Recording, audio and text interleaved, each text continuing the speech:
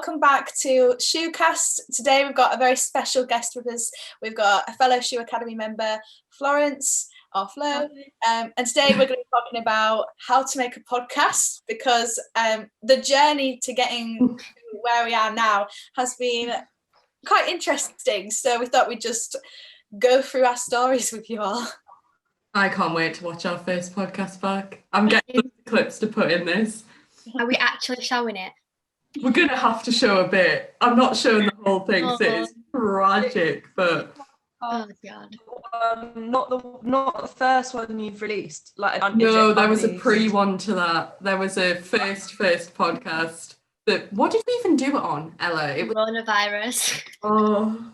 It gives me a headache thinking about how bad it was. It was abysmal. Like, it was to the point where we didn't realise that when you edited it, you would just edit it. So me and Ella were trying to script ourselves. So we'd cut like that, and then we'd panic that we'd said something wrong, so we'd go back in the same position we'd been in. So, like, Kate would be, like, talking, and then she'd say something wrong. So we'd try and get her back in the position like this, so when she started talking, it would be seamless when they cut it. There was a clip where me and Ella were just talking, and Ella's like, no, I swear your hand was here. She's like, your hand was here, what was here. And then Taylor was like, who edits it, was saying that they were the actual best bits of the podcast, because the bits where we were trying were like, boring. Because like we had like a full-blown script, and it was me and Ella were like, word for word, and like it was so serious, talking about coronavirus that nobody were interested in.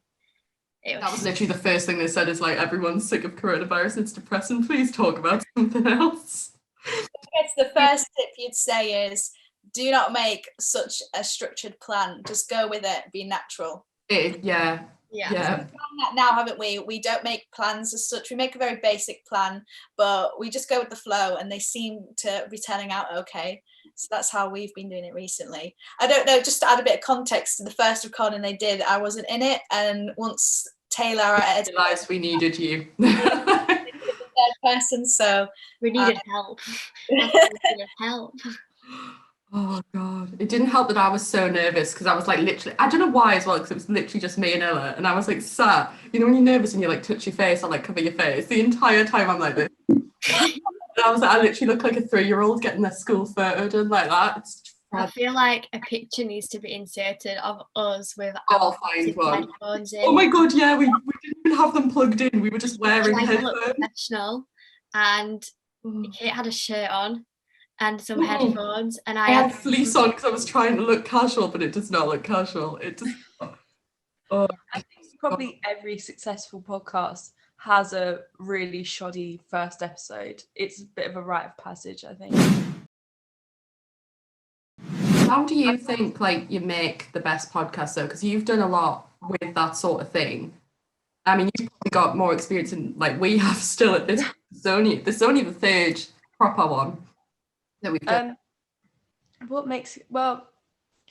I think the really good thing about podcasts is that anyone can make one because they're so accessible.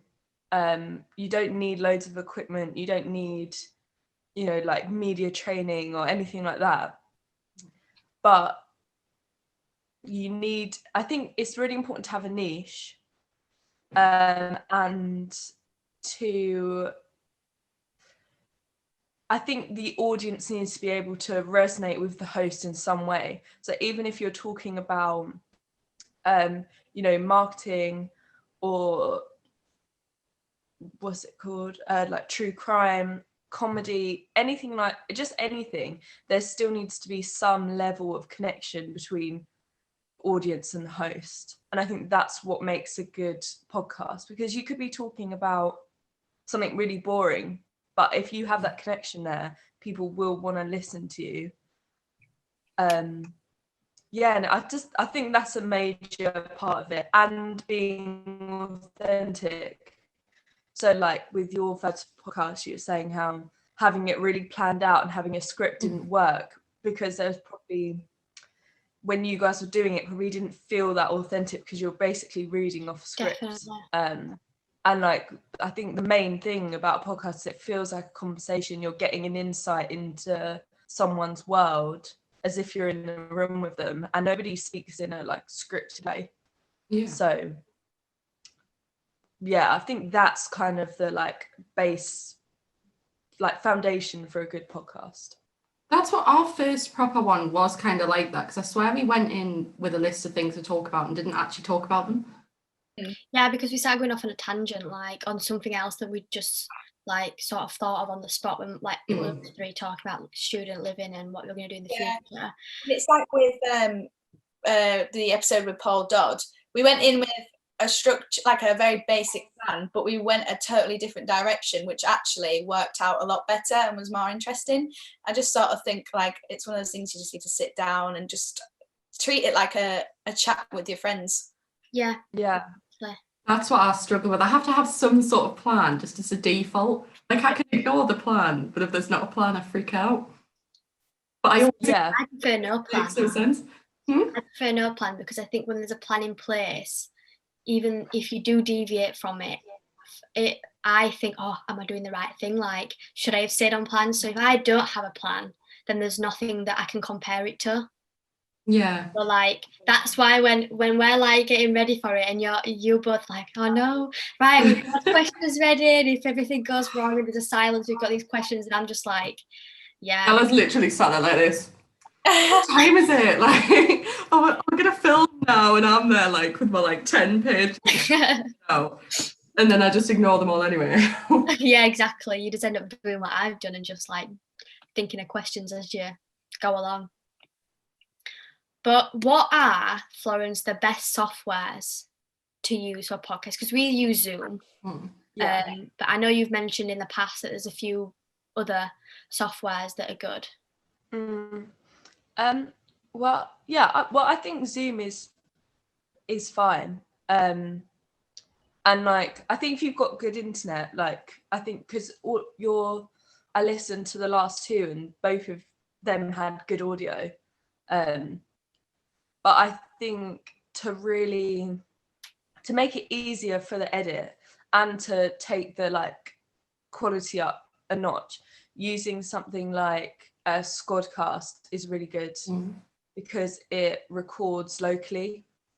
So then when you're in the edit, you just put 4. So in our case, if we were doing it in SHOOCAST, we would have like 4 bits of audio onto the multi-track that then the editor could edit separately. And it makes it sound a bit more like if you were in a studio and you had 4 separate microphones. Yeah. But what's another one? But the only thing with SHOOCAST is it only records audio. It doesn't do like visual as well. There is another one, but I've forgotten it. Is it StreamYard? StreamYard, that's it. Sorry. StreamYard does audio and visual, and that's similar to SHOOCAST. I think that records locally. But I think if you're starting out and your internet isn't that great, or you don't have your mic on your laptop isn't that good, I would probably recommend SHOOCAST because it just makes it sound a bit like more like you're in a studio rather than all in separate bedrooms. I would love it if we could record in a proper studio. Me and Ella said this at the start. Like, just how good would it be to be in person, actually do it? Have we mentioned that like we can't do that?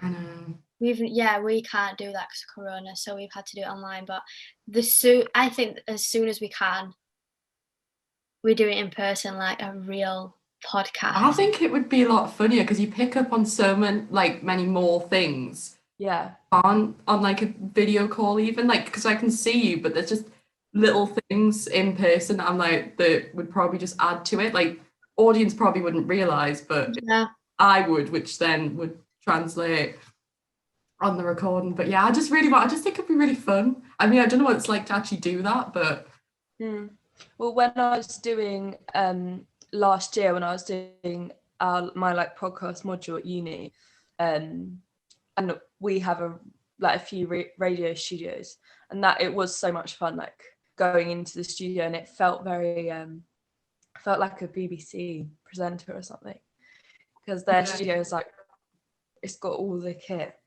and it definitely adds like I think you're right, like you bounce off each other better when you're all in the same room because you can read each other's body language and stuff. Yeah. But then but the great thing about a podcast is that it can be done anywhere, and with when things like, you know, COVID happens, it isn't affected really, so you can do it. Probably half the journey is just staying consistent, and like I think you have to be committed and prepared for the fact that you're going to have to be pumping out content for at least 2 months before you're going to get any listeners. So, and it can be I think like for a lot of people, and the reason why podcasts start and then they just like forgotten about, like my one last year, was that it can be demotivating because you just feel like you're talking to no one, and then you're posting it out, you're promoting it, and like no one's listening. So probably one of the most important things is being consistent, just pushing through the stage of like, this is so annoying because no one's listening to me and I'm putting all this work in and I'm not getting anything back. But the podcasts I've worked on that have stayed consistent, after about 6 months, they've built up an audience, and they've got like, now I guess their content feels more worthwhile because they've actually got people listening. Yeah. I feel that's like any business though, you've got to carry on. I feel like your first year of any business or podcast or anything you're starting up, it's like the hardest year. So motivation and keeping consistent is definitely one. We're gonna do that. Yeah, we had this conversation, didn't we, in the last meeting, that the first, obviously there's 2 episodes at the minute, this is the 3rd one, but the first one did really well because there was a lot of hype and like build up to it, and then we had a couple of weeks and we've uploaded the second one, which not done that kind of half as well yet. Anyway, it's not been that long, but the first one kind of did well straight away because it was like, we've got a podcast and everyone jumped on it, and now we're like, oh no, why is everyone on? Like, come back. But like you say, keep chucking podcasts at them until someone pays attention.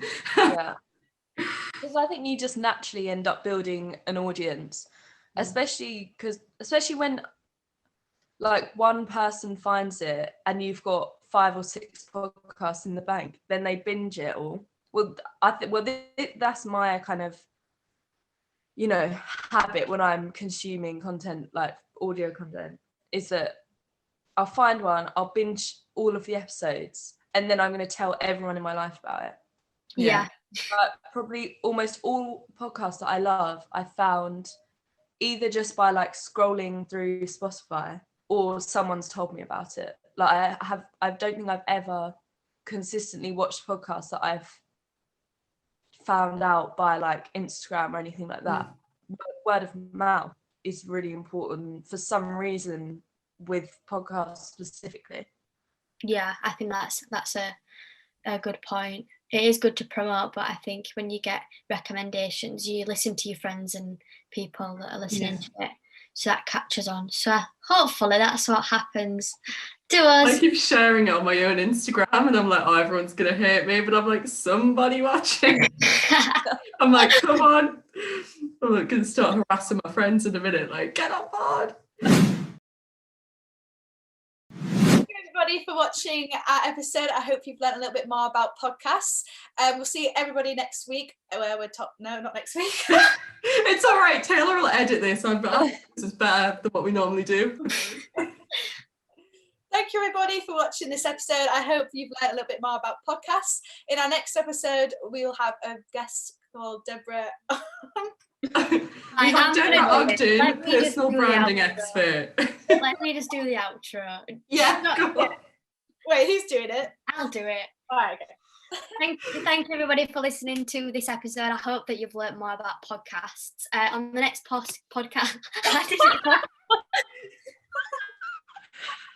Oh my god. I said podcast. This Right, doesn't right. normally happen, I swear. We normally do it in one. It's not hard, is it? It's very apparently. Right. Thank you, everybody, for listening to this podcast. I can't do it. Someone else is going to have to do it. Right. Okay, oh God. Right. Oh no, you've ruined it now. Okay. You want to do the thank you bit and then I'll do the Deborah bit, because I feel like I can say our name without. Thank you, everybody, for listening to this one. I hope you've learnt more about podcasts. And next week, we're going to be... Oh, it's not fucking next week, is it? We're going to have to get outros from this. Right. This is the final take. Okay. Thank you, everybody, for listening to this one. I hope you've learnt more about podcasts. The next one, we're going to be interviewing a lady called... what's her name? Deborah Ogden. Right. Okay, you try this time. Got a name of Paula. Oh, where did that come from? Paul Dot. Oh, God. Okay. Wait, all it is thanks for listening to this week's SHOOCAST. I hope you learned something new about podcasts.